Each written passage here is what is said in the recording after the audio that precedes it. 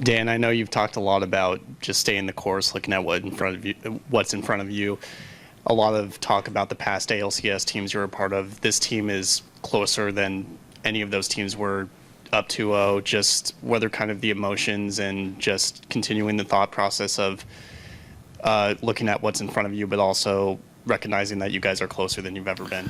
Yeah, to me, it's just I feel excited to get back out there tonight. I think, we were excited about playing in this ballpark tonight and feeling the energy again from the fans who've been incredibly supportive, who've just been fantastic. And I mean, that's really what we're looking at. I think we're just focused on what's going to happen tonight and doing the things that we've been doing and not looking beyond that. And that's the way our preparation has been all season long, and that's what it's going to continue to be.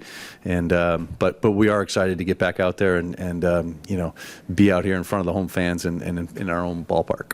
Go to Ryan in the front. Dan, why do you think Cal didn't get nominated for the Gold Glove this year?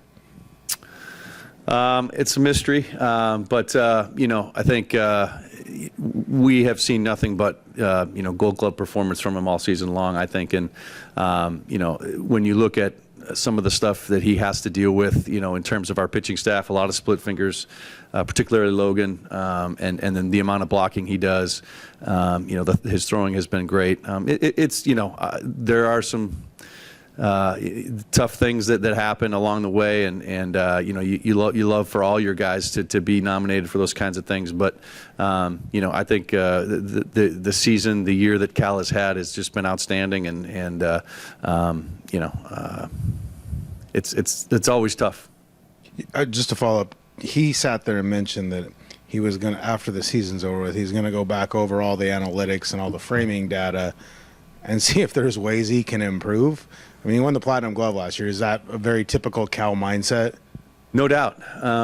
Cal wants to be the best. He wants to be the best on both sides of the ball, and I think that's just who he is. I think that's a really good glimpse into the type of player he is and the way he thinks. Again, it shows humility that he knows he thinks he's got things to learn and ways to improve, and he's going to find a way. I think he's just that kind of guy. And again, it's not about winning an award. It's about helping a team win, and that's where it all stems from. And that's his desire to win, and that's why you love to have Cal behind the plate for you. We'll stand in front with Mike. Dan, Cal was talking a lot about heaping praise on George Kirby, Luis, and others, that when the lights get brighter in the postseason, they know how to perform. Just paraphrasing that.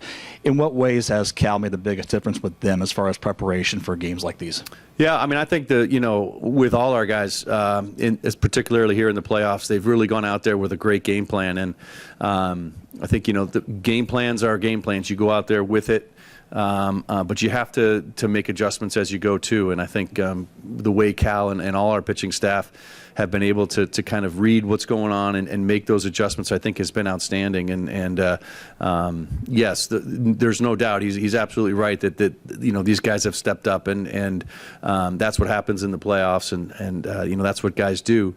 But also, I think a lot of the credit goes to Cal too, that they've made their adjustments, and they've he's kind of felt the moment a little bit, read things. I think he's made great mound visits at times, like all those things that go into helping a pitcher along in an outing.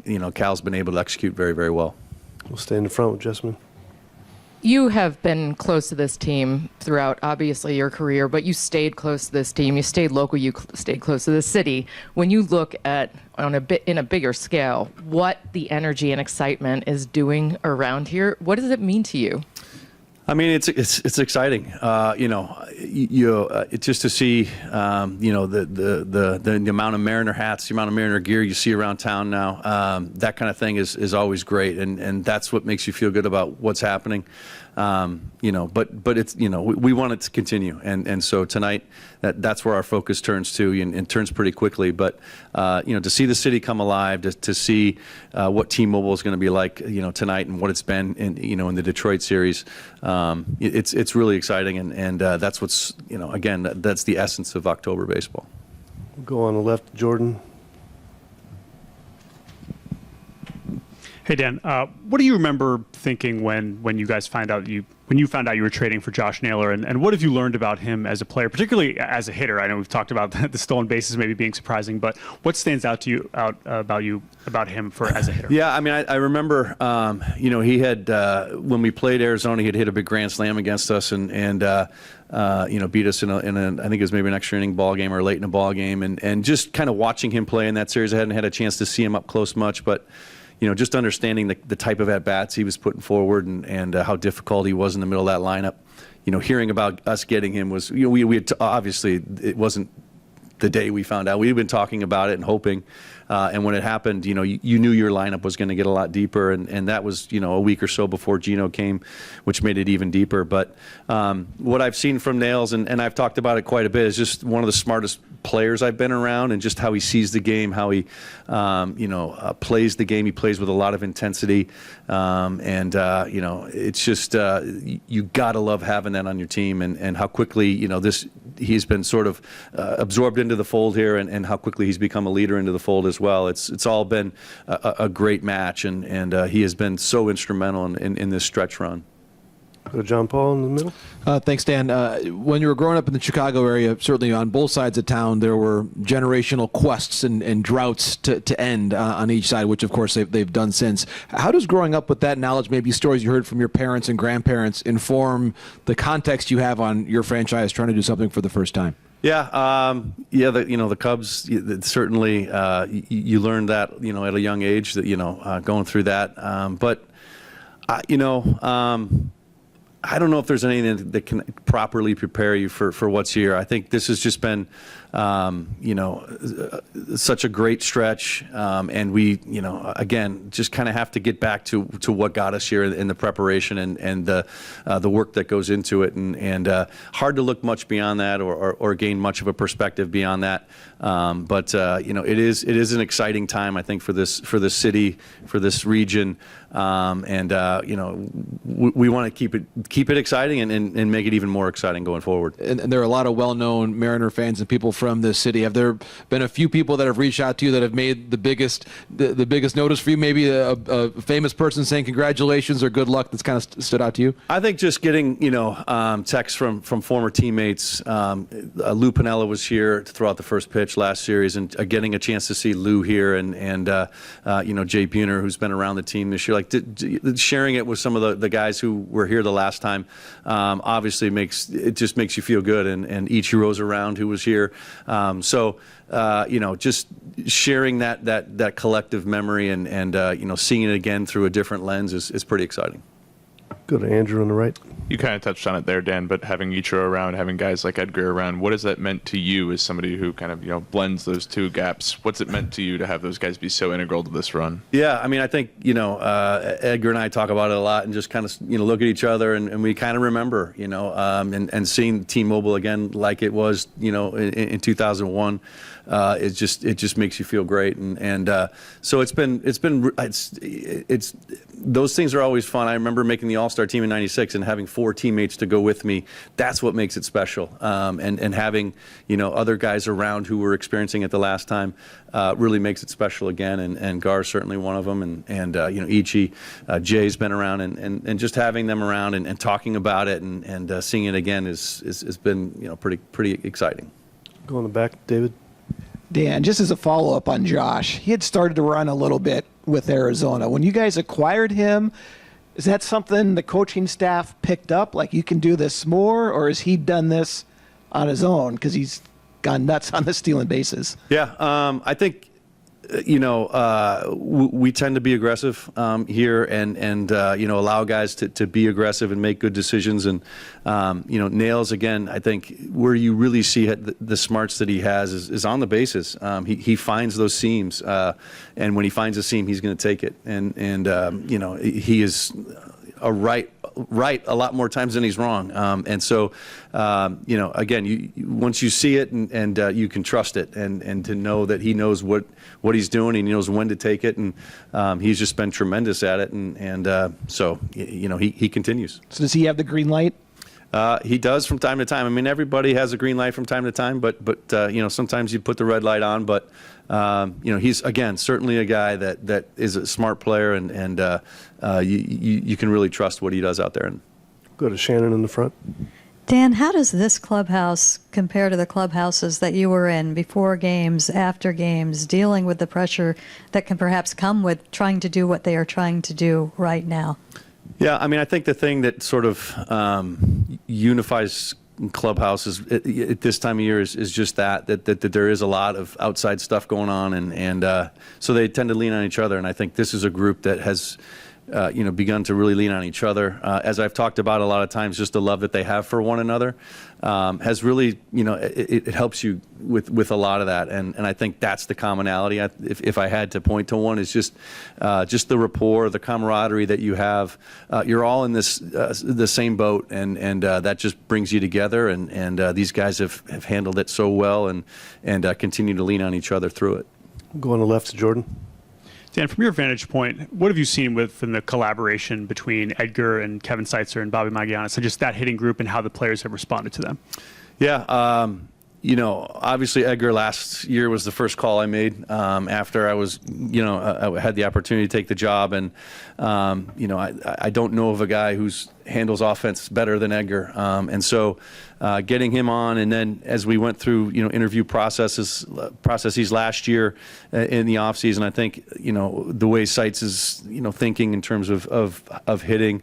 They really aligned with Edgar's quite a bit, and then Bobby Magianis, who had worked with Seitz, just really impressed with him and what he brought in terms of mechanics and mechanical thinking.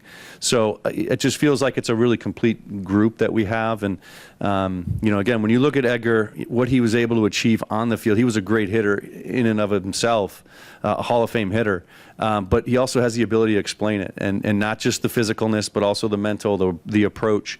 It's all inclusive. And again, I can't think of a guy better suited for that than Edgar, and he's done an incredible job with all of our hitters, and the way those three have worked together has been just very synergetic.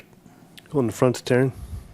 Dan, last series we talked about just the amount of times you face certain pitchers. This series faced Trey Savage for the first time. I think you're facing Shane Bieber for the first time this year as well.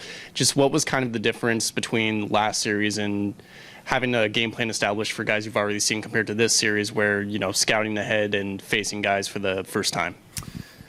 Yeah, I mean, I think it is a little bit different. I think you don't really have as much of an idea until you get in the box and you physically see it yourself. But again, we go back to Gar and Seitz and Bobby and the work that they do to prepare our hitters, which is tremendous, and video is a big part of it, so you get a chance to at least conceptualize it a little bit inside your head before you get a chance to see it, and then all the information, all the analytics that we have. Our analytics teams does such a great job too of putting together the pregame stuff, and it does a great job to prepare our guys, and so they're ready to go when they take the field. And then again, just like you go out on the field with a game plan as a pitcher and catcher as a battery, you do the same thing as a hitter, and then you have to make your adjustments as you go based on what your eyes are seeing and what you're experiencing. So our guys, I think, have done a great job of that so far, especially against the guys they haven't seen much. Go on the left to Ryan. Dan, you've talked about the up the middle approach. Stay up the middle. Ask Polo, why does it allow him to hit more homers and hit the ball harder than he ever has in his career? Can you explain why staying up the middle allows for players to still hit homers and not? Because I think a lot of people think it's just a single up the middle, but like staying up the middle allows them to hit homers and drive the baseball as well. Yeah, I think that as hitters, when you think middle of the field, you're putting yourself in the best position to hit because you're going to be on time for the fastball, and you may be out in front of the breaking ball a little bit, but you're still going to be able to keep it fair. And I think that's the difference is that, when you're on time for the fastball, you may hit that ball to left center for a homer, you may hit it to right center for a homer, and a breaking ball you're going to be able to pull, but you're going to stay on it long enough to where you can still pull it out of the ballpark and put a good swing on it. So it's just a great approach, I think, because it gets you on time for more stuff and for more pitches. And I think we've seen that play out so many times, and that's what Garb preaches. And I think it's been very effective for our guys. Is it a throwback in the elevate, celebrate era to have that? I mean, I guess. I mean, in some ways, I think, hitters have made their adjustments to pitching, and that's just happened, throughout the course of baseball time. Is hitters make adjustments to pitchers, and vice versa. So I think this is a time where it certainly has worked. It's worked on our club, and I think that's. Again, where you, as a hitter, are in your best position to make more consistent and solid contact.